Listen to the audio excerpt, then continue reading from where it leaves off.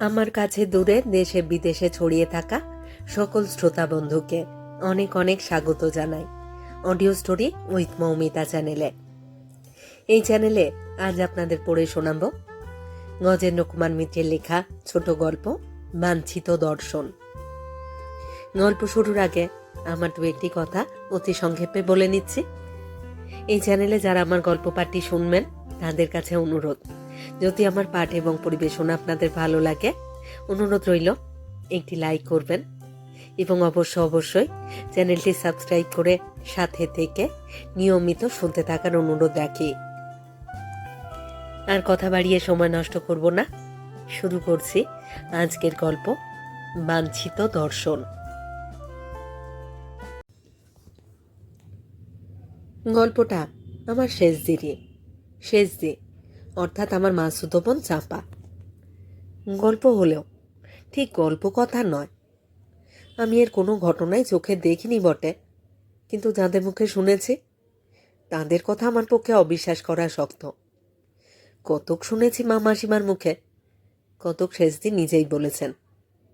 কাজেই ঘটনাগুলো আমি অন্তত সত্য বলেই মনে করি। এই নাটকের শুরু বলতে গেলে শেষজির বিয়ে থেকেই। শুভদৃষ্টির স্ত্রী আচারের পালা শেষ করে বর গিয়ে পিঁড়িতে বসেছে। মা মাসিকে ডেকে বললে, তরু, এ কি করেছিস তুই? তুই তো নিজেও দেখেছিলি জামাইকে, দেখে শুনে এই বর পছন্দ করলি? ওর পা দুটোর দিকে তাকিয়ে দেখেছিলি? ভয় দেখাতে আমি চাই না। তাছাড়া চাঁপারি ওদের জোর থাকলে হয়তো জমের মুখ থেকেও ফিরিয়ে আনতে পারবে স্বামীকে। তবে পা ওই রকম ছিনে হলে আর পায়ে জট পাকানো শিরা থাকলে সে লোক বেশি দিন বাঁচে না, শক্ত ব্যারামে পড়ে। বলা বাহুল্য মাসিমা এ কথায় খুশি হননি। খুশি হবার কথাও নয়। তিনি কতকগুলো শক্ত শক্ত কথা শুনিয়ে দিয়েছিলেন মাকে। মা কান্নাকাটি করে না খেয়ে চলে আসছিলেন। এই সমস্যায় এসে অনেক সাধাসাধি করে শান্ত করলেন। কিন্তু সেদিনটা কোনো মতে বাহ্য মিটমাট হয়ে গেলেও দুজনের কেউই কাউকে ক্ষমা করেননি। এরপর বছরখানেক বলতে গেলে দুজনের মুখ দেখা দেখি ছিল না। বছরখানেক পরে মাসিমাই কাঁদতে কাঁদতে এসে মাকে সংবাদটা দিলে। মার আশঙ্কাই সত্য হয়েছে। শেষদির বর শৈলেন বাবুকে একেবারে মৃত্যু রোগেই ধরেছে। থাইসিস হয়েছে তার। মার অভিশাপেই বুঝে এমনটা হলো। এখন তিনি মন খুলে ক্ষমা না করলে মাসিমার জামাই আর বাঁচবে না। মা তো কেঁদে কেটে আকুল।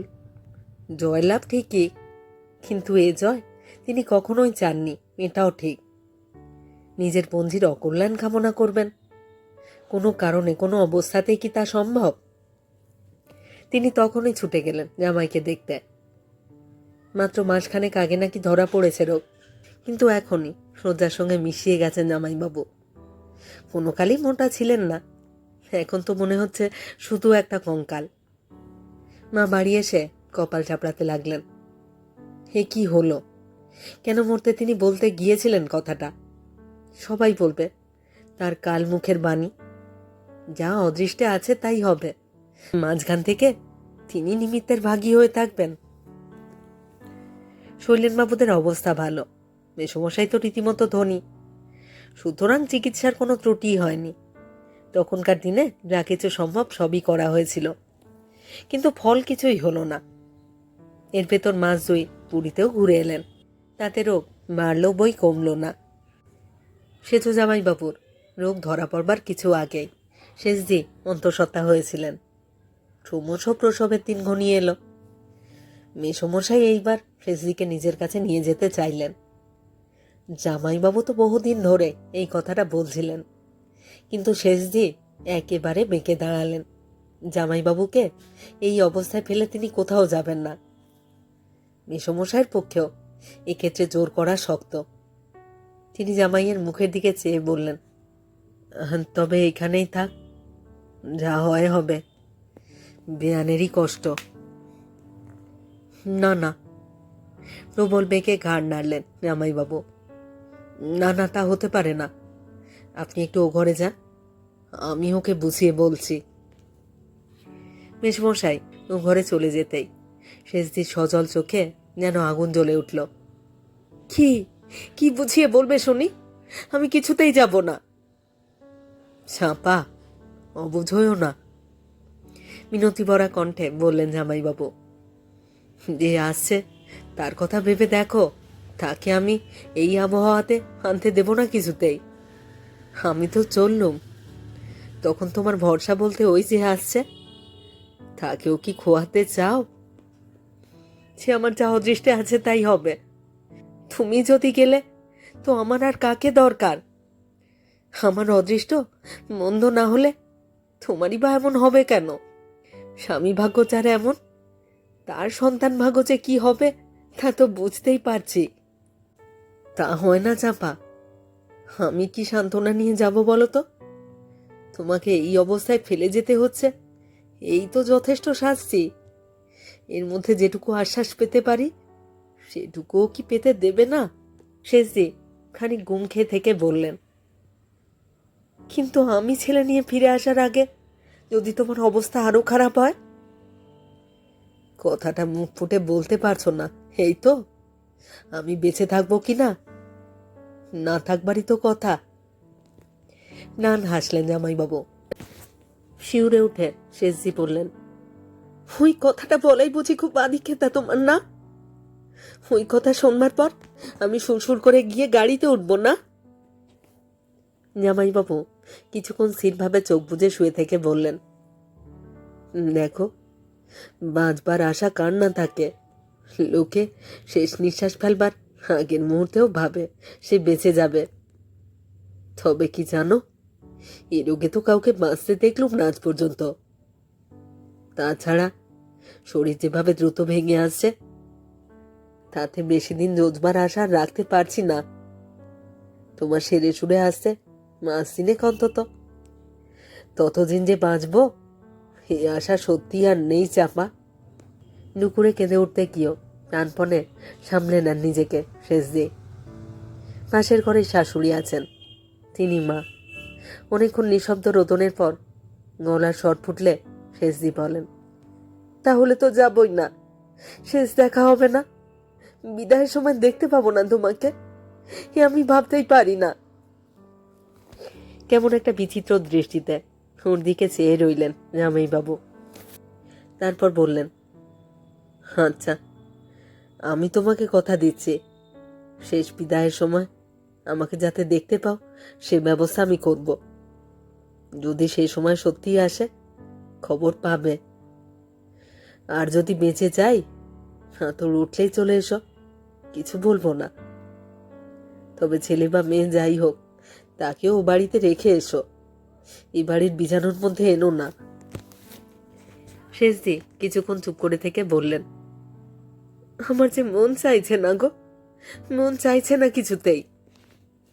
আমি তোমার কাছে মিনতি করছি চাপা, শেষ অনুরোধ আমার। আমার তো বর্তমান বলতে কিছু নেই, ওই ভবিষ্যতই আমার ভরসা। আবার শেষ কিসের? শেষ কথা উচ্চারণই করো না। না, করব না, কিন্তু তুমি আমার কথা রাখবে বলো?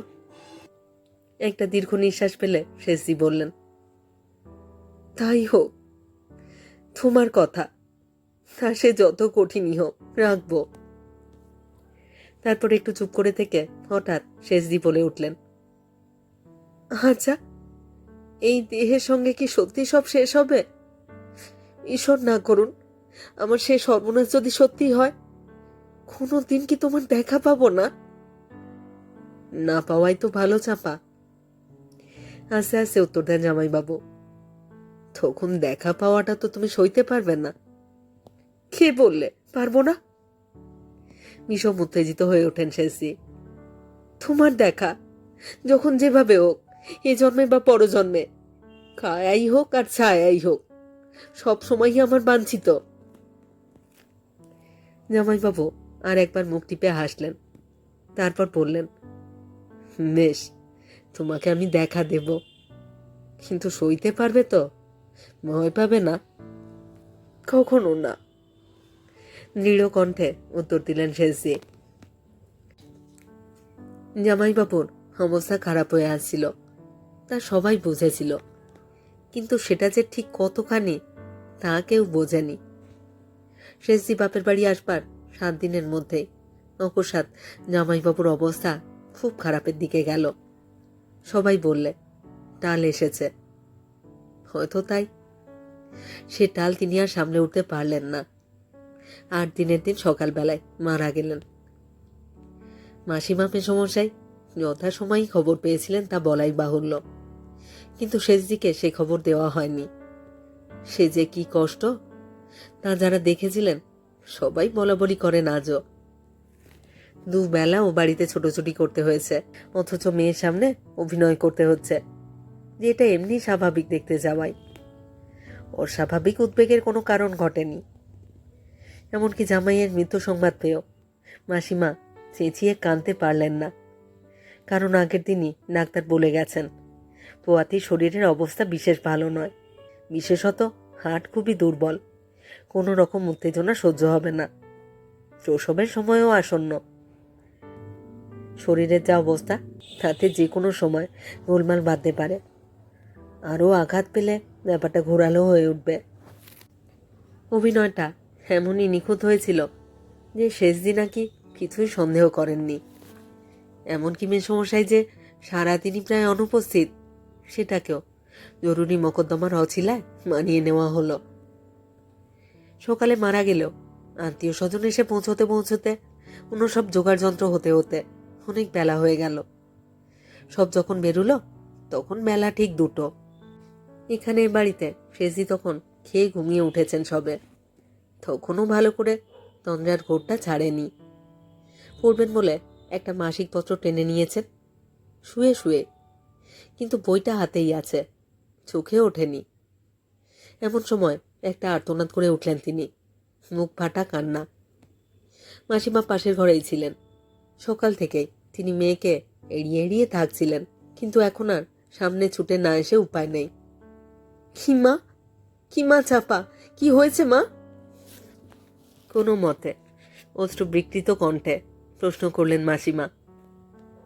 মা গো, আমার সর্বনাশ হয়ে গেল, আর আমাকে তোমরা কিছু বলনি।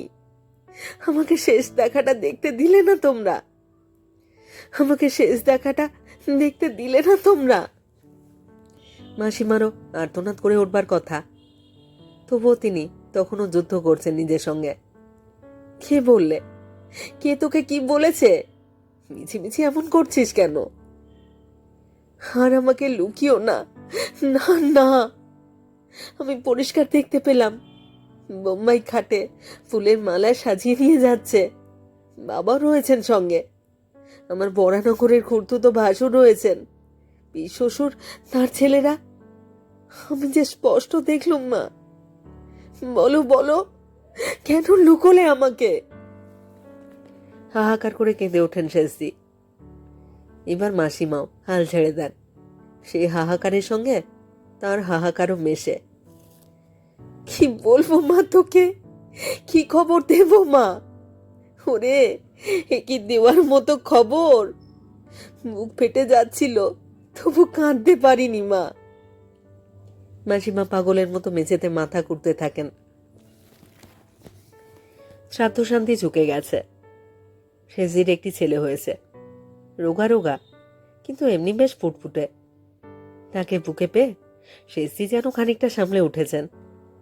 শরীর তার ভালো না অবশ্য, তবু আর উদ্বেগ না থাকায় মুখে চোখে একটা বৈরাগ্য মেশানো প্রশান্তি নেমেছে। কিন্তু সেই দিনের কথাটা কিছুতেই ভুলতে পারেন না শেষজি। জামাইবাবু শেষ বিদায়ের আগে দেখা দেবেন বলেছিলেন, দিয়েও গেছেন। এই দেখা দেওয়ার কথা তখন শেষজি ভাবেননি, এটা ঠিক। তবে কথাগুলো রাক্ষরই কাঠ ধরতে গেলে জামাইবাবু তার প্রতিশ্রুতি রক্ষা করেছেন। সেদিন যে ছবি শেষজি স্পষ্ট দেখেছিলেন চোখে, তাতে কোনো ভুল ছিল না।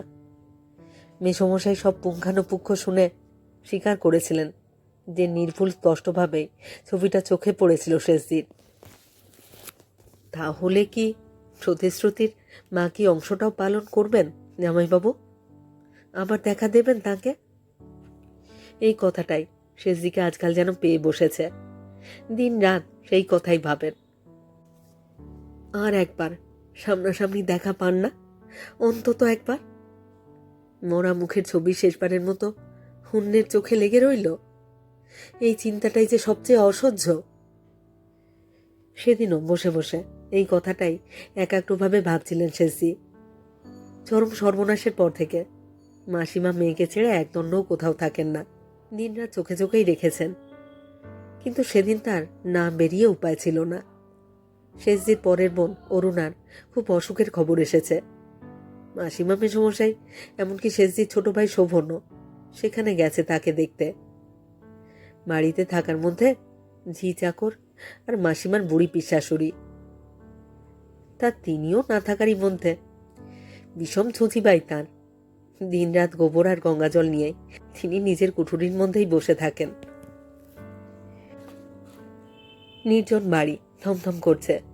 শীতের অপরাহ্ন, এরই মধ্যে যেন ঘর ধরে অন্ধকার ঘনিয়ে তুলেছে। শেষজি ঘুমন্ত ছেলের পাশে বসে বসে ওই কথাটাই ভাবছেন। আর একবার দেখা পাওয়া যায় না? আর একটিবার? ভাবতে ভাবতে তন্ময় হয়ে যান শেষজি। বাহ্য জ্ঞান হারিয়ে ফেলেন যেন। অস্ফুট কণ্ঠে বলে ওঠেন, তুমি যে কথা দিয়েছিলে আমার, তবে কেন কথা রাখছো না? একটিবার সামনে এসে দাঁড়াও গো, একটিবার নাম ধরে ডাকো লক্ষ্মীটি। দুই চোখে তার অবিরল ধারা নামে। কতক্ষণ এইভাবে অভিভূত আচ্ছন্নের মতো বসে থাকেন তা তার খেয়ালেও থাকে না। নিচে কোথায় কলটা খোলা আছে, জল পড়ে যাচ্ছে ছড়ছড় করে। রান্নাঘরে বামুনের সঙ্গে ঝি বসে গল্প করছে, তারই একটা অস্পষ্ট গুঞ্জন মাত্র কানে আসছে। অন্ধকার আরো নিবিড় হয়ে এসেছে ঘরে। চাঁপা! চমকে ওঠেন শেষজি। একটা কি অস্ফুট শব্দও বুঝি বেরিয়ে যায় মুখ দিয়ে। হে কি, এ কার ডাক? এ কি তার কল্পনা? এক মনে ভাবছিলেন বলেই বুঝি তার মনে হচ্ছে তার নাম ধরে ডাকছেন জামাইবাবু। চাপা, ও চাপা, শুনছ? স্পষ্ট সেই কণ্ঠস্বর। বহুদিন শোনেননি, তবে সে বহুদিন একেবারে ভুলে যাবার মতো বহুদিন তো নয়। চমকে সভয় চোখ খোলেন ভালো করে শেষজি। পূব দক্ষিণ কোণটার জমাট বাঁধা অন্ধকারে দক্ষিণ পশ্চিমের আধ ভেজানো জানালাটা দিয়ে এক ফালি আলো এসে যেখানে পড়েছে, সেখানে ওকে দাঁড়িয়ে কে ও? চিনতে দেরি হলেও চিনতে পারেন বই কি শেষজি। শেষের রঘুপাণ্ডর মুখ নয়, বিয়ের পরের সেই কৌতুক হাসে উজ্জ্বল সুখী মুখ। সভয় চিৎকার করে ওঠেন শেষজি, প্রাণপণ আর্তনাদ। প্রায় সঙ্গে সঙ্গেই সেই মূর্তি মিলিয়ে যায়। পশ্চিমের জানালাটাও বুঝি বাতাসে বন্ধ হয়ে যায় একেবারে। সে আলোটাও মুছে যায় উধারের কোণ থেকে। থাকে শুধু জমাট বাঁধা অন্ধকার।